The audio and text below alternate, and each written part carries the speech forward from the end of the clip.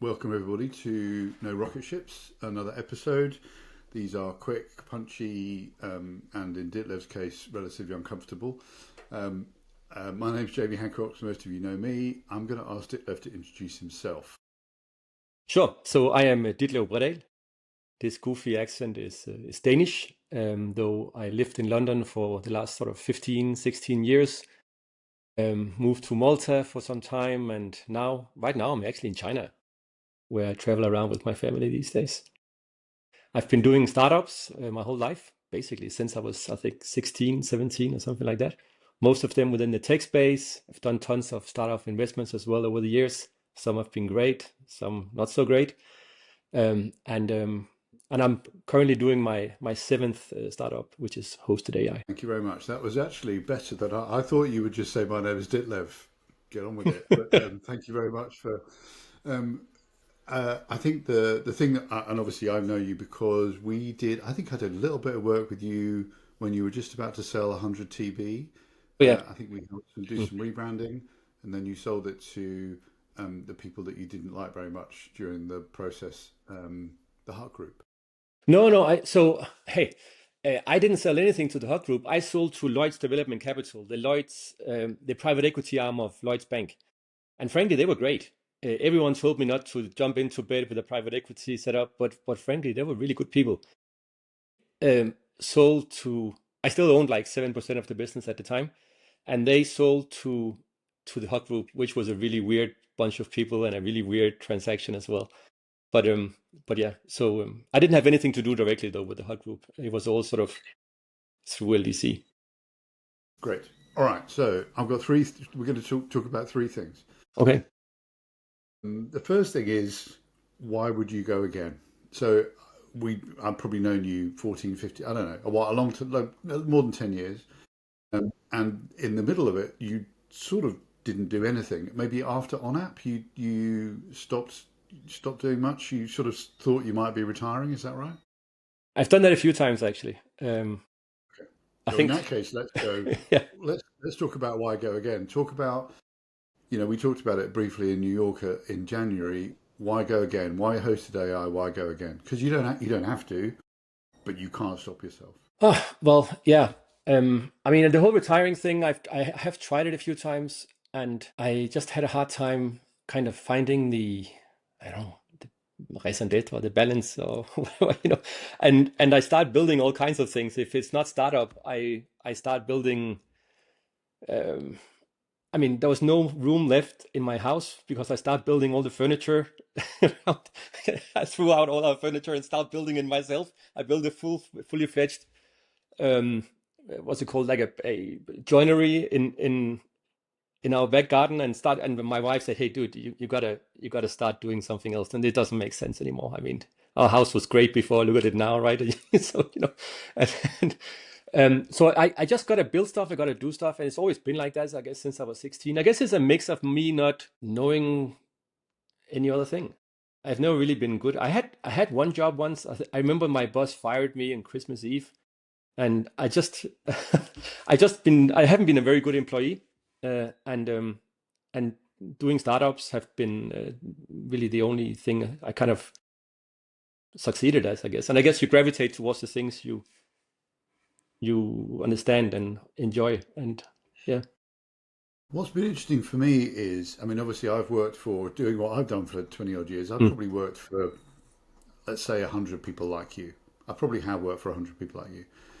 Out of the 100, there are probably three or four people who really stand out for various reasons, some of which were really focused and determined, and, it was a very interesting process. I didn't do very much work with you, but I found it quite interesting that there's something Pied Piper-y about you. You're very good to work with. You're a very nice guy. You're clearly the cleverest bloke in the room whenever you were in the room with you.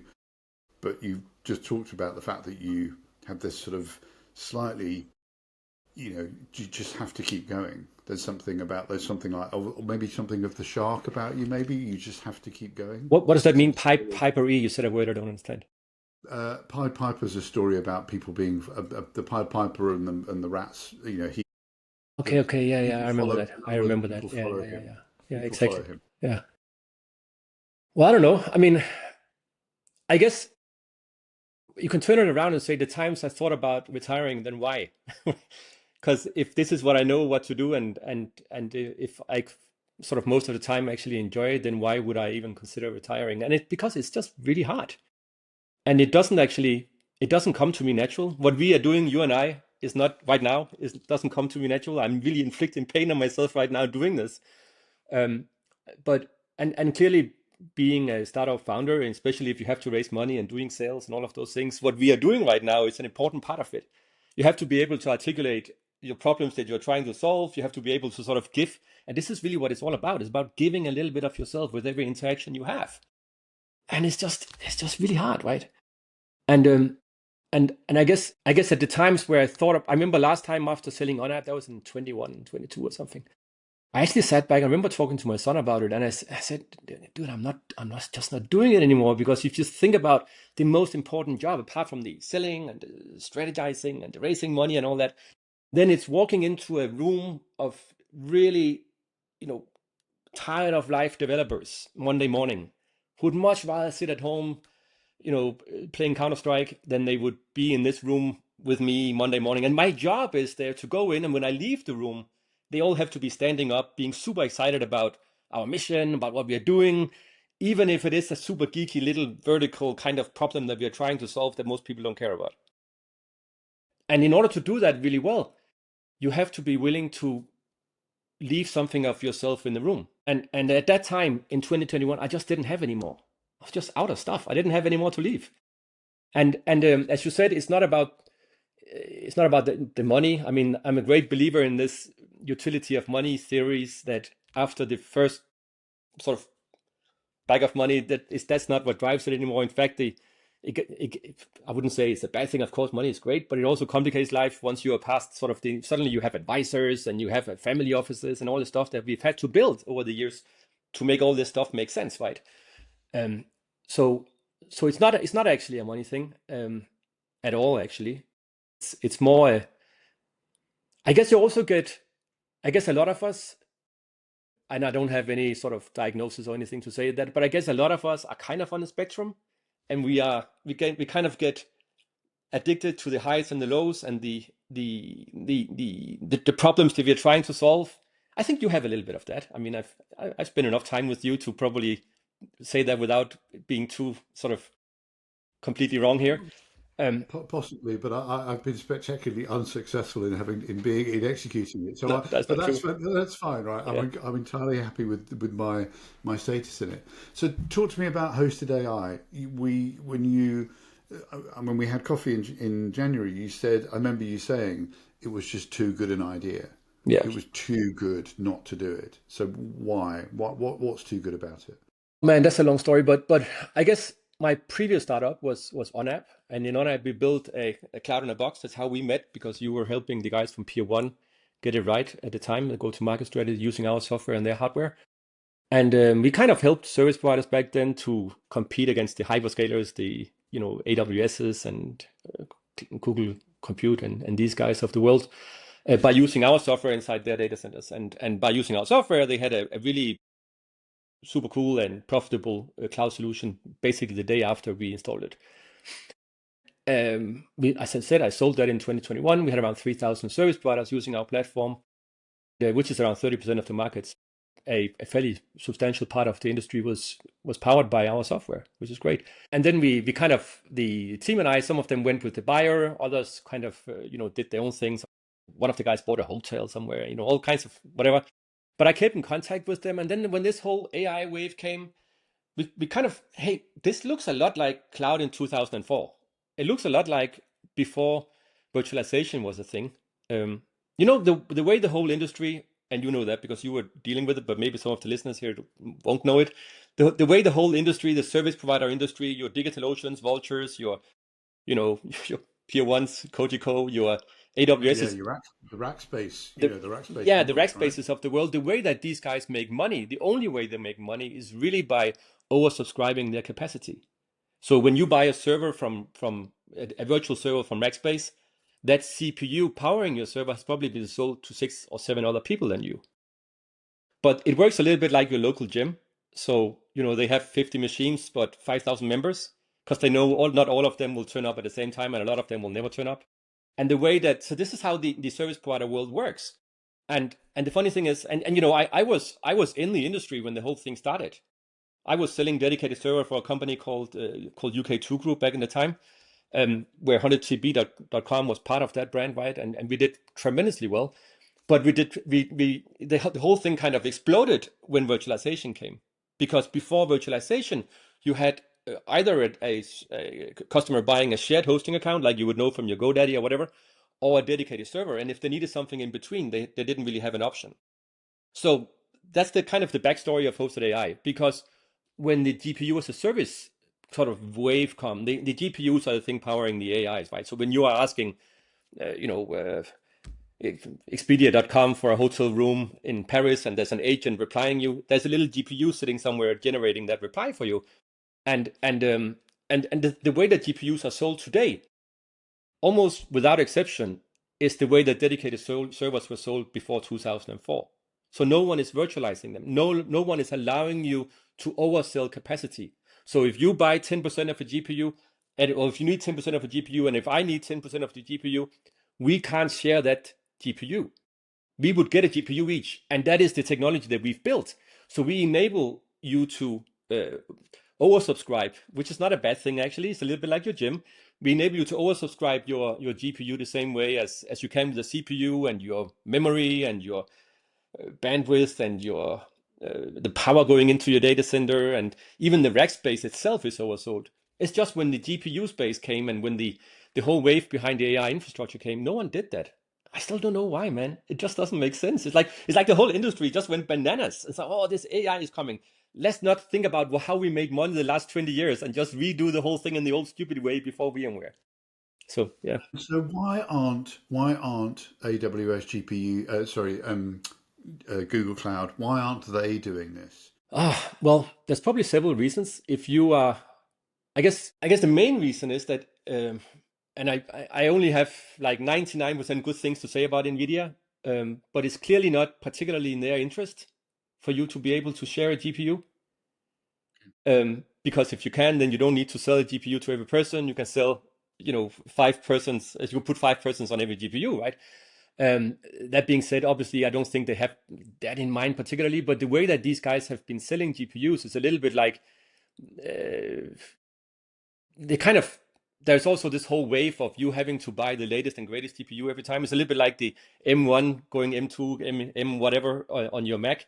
That suddenly the Hopper GPUs can't be used anymore because now they're Blackwells. And what we kind of do at Hosted AI is we normalize all your GPUs. We sort of transform them into memory and compute. And you as an end user really shouldn't care or even know what a Hopper GPU is versus a Blackwell GPU. Why would you care about it? You just have some tasks or some workloads that you need to solve. And that's not how the whole industry is built today. I think AWS is maybe not the greatest example, because the guys that are sort of owning the market are the so-called neoclouds today, which are it's CoreWeave, it's Nebius, it's Lambda Labs, it's guys like that. And kind of a common denominator of all these guys is that they come from the Bitcoin mining world. So all these guys, before they started selling GPUs, they were using GPUs to mine Bitcoins. So the whole sort of all the virtuals and all this sort of stuff that we have learned running service providers for the last 20 years, these guys had no clue. They were just Bitcoin miners, and then they had all these GPUs, and Bitcoin mining became less of an attractive thing from a power sort of Bitcoin ratio. So they're starting, hey, maybe someone else can use them for something. What do I know? And then they start selling them, and suddenly that business exploded. But they haven't deployed the business the way a service provider would. And that actually shines through in many ways.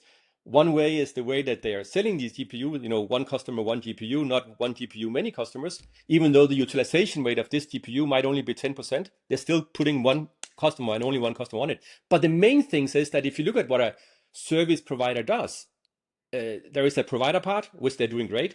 But then there is a service part, which they don't really care a whole lot about.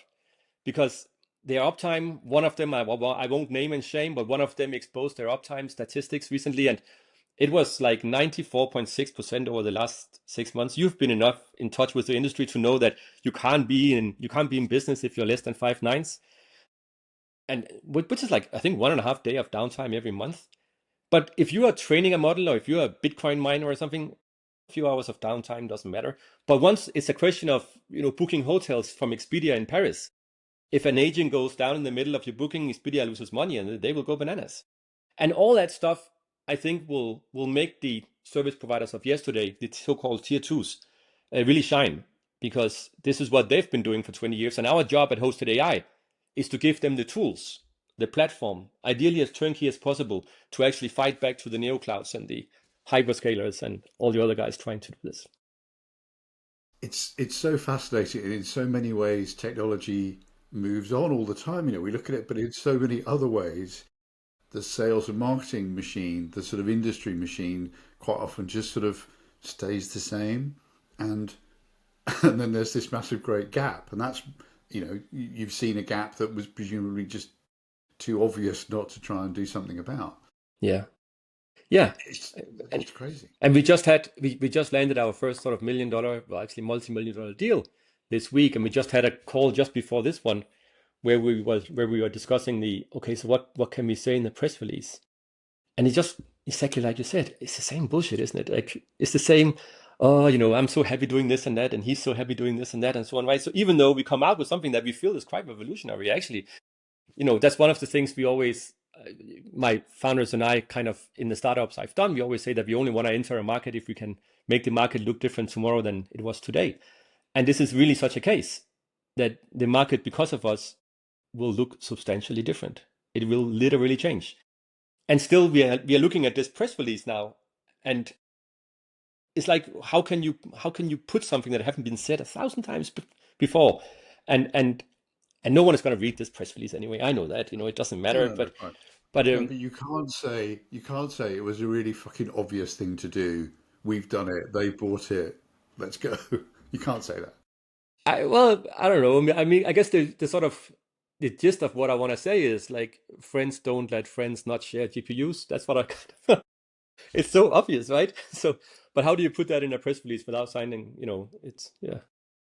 So talk to me about you were or have been building hosted AI in public. So you're not the most social media No. happy guy, um, but you are being that guy. You're Yeah. being a lot more present on LinkedIn. Interesting, not interesting, worth talking about. Stopping, starting. What's your view? Yeah, I don't even have a Facebook, Instagram, or TikTok. I know I tried TikTok in my life, so I certainly am not social media sort of. I'm not a social media persona, and I started by saying it doesn't come natural to me. But frankly, we didn't have any money, and all the business, all the traction we haven't spent a dime on marketing. It's all coming from my LinkedIn account, and I've been in the industry for so many years, and it was kind of, well, it was an easy way. It's never easy, is it? But it was an easier way to get some attention around our platform.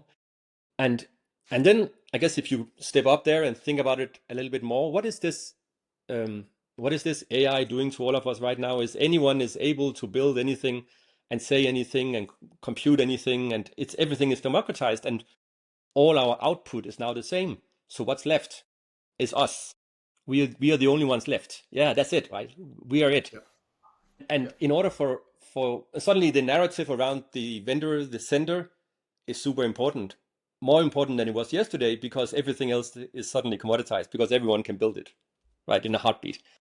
And that's why I think that, and I think much more tomorrow than today, because obviously what I'm saying about anyone can build anything at any time, that's not exactly the case yet, but it will be very soon, and it's already almost there. And at that time, it's the persons behind, the team behind, the people that would actually stand by their product and look the buyer in the eyes and say, hey, you know what, this is why we're doing it, and this is why you should buy from us, and this is what we as persons, not as an AI, but as a person, can actually help you. This is this is what is in our heart and our mind, and this is why we're doing it. And I And think so, in effect, I think yeah, it's and it's important. interesting. Sorry, go on. No, go ahead. Yeah. In effect, what people are buying into is I've done this before. My name's Ditlev. To a large degree, Yeah, they're and buying. and You know, and they're and they're and hey, seeing they're buying the trust of that. And you know, we will fuck up, pardon my French. I don't know if that's a rocket ship thing, but we will mess up at some stage. And when we do that, they know it's a real person behind who's done whatever he can to not mess up. And I'm there with my open calendar, my open message inbox, and everything. And if anyone wants to actually talk to the guy behind who's responsible and who's putting, God knows I have a lot of my own money into this, then I'm not. It's just not a. It's not like a faceless corporation with a shifting new CEO every and sort of. I think that story is today even more important than it was previously.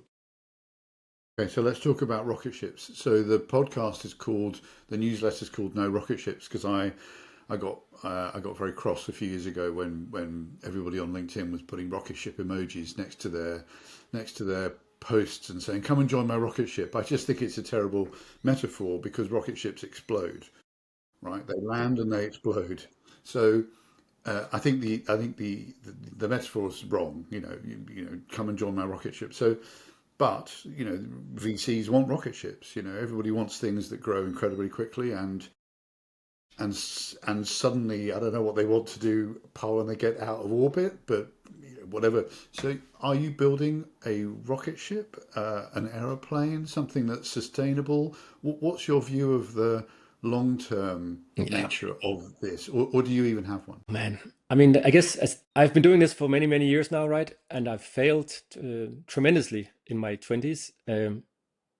And I've invested in many companies that have also failed. Most of them have been fine, right? But one thing I think I've learned is that if you sit down and make a plan on how to make a lot of millions, you'll never make a lot of millions.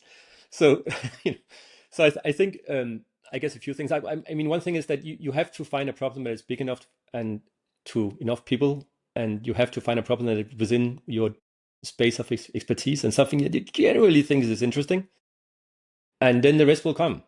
And rocket ships and billions and all that stuff, it will just come to you if you actually have done that little piece, that little exercise in the beginning, then it will be fine. And I guess as a have I built it for?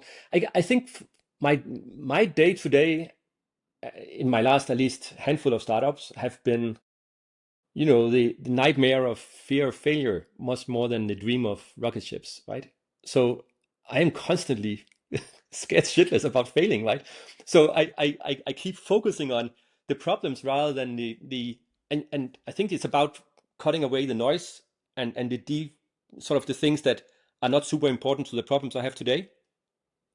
I think running a startup really, especially at the early stage, but also later on, and I saw in UK2 we were hundreds of people. In ONAP we were a few hundred people, and it doesn't actually change much even when you grow. And I think for me at least, it's about solving the problems of today, right? And making sure that everything doesn't that we survive another day in greatness, right? So I think some people So they tell me they are this, right? they are As powered somebody, by in the sort regards of to sorry, go ahead.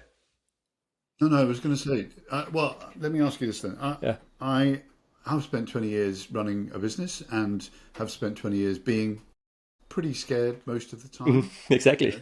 quietly or noisily, but relatively uncomfortable. A lot of poor sleep over the years. How do you sleep? Given what you're involved in, how's your sleep? I think I sleep better than when I don't do it. Yeah, I have to deal with this. I think this addiction I talked about before, I think it's actually is a true thing. But I think some Yeah. people are focused on the dream, and other people are focused on the failure. And I think both of them are obviously whatever drivers work for you is great. For me, if and I did that in my first few startups, I think it was very much about the dream. That's another story. I had this dream of building a country in North Africa and all these things. Long story, but that was the dream that kind of drove me. I needed all these billions to build this country, and it just invites noise because when you focus on a dream, you focus on new ways to get there all the time. Whereas if you focus on failure, then you make sure whatever you're doing won't fail. And if you start out by actually focusing on a problem that is big enough, so if you solve it, it will be great. And if it's big enough for enough people, then it will be fantastic. And if something that you actually know about and you are generally interested in, then it could actually work out to be just by focusing on not failing. could actually work out as being quite a tremendous thing. And that's the sort of the fuel that I've used for the last, I guess, 20 years. Not in the beginning, but the last 20 years of my startups. This is what have been driving me, and it's a nightmare when you think about it, right? Imagine, but I was going to say, I'm yeah, trying to correlate the degree of satisfaction you might get by every day not failing. yeah, and it also correlates into the day of an exit. I don't even remember them. I remember my failures. Ah, damn, that was Yes, well, I remember you telling me the story. I won't make you tell the story now, but I won't. There was an airplane. There's an airplane ride where the deal changed dramatically between that's true. leaving Yeah, London yeah, and getting to the west coast of LA. But look, I think I don't want these to be any longer than they have to be, and I'm aware that this is exquisitely painful it for is. you. Yeah, So I want to thank you so much, Ditlev. Thank you very much. It's been fascinating, right? So and I wish you all the very best. Thank you very much. thank you, James. Okay, thanks, Jamie. Hang on.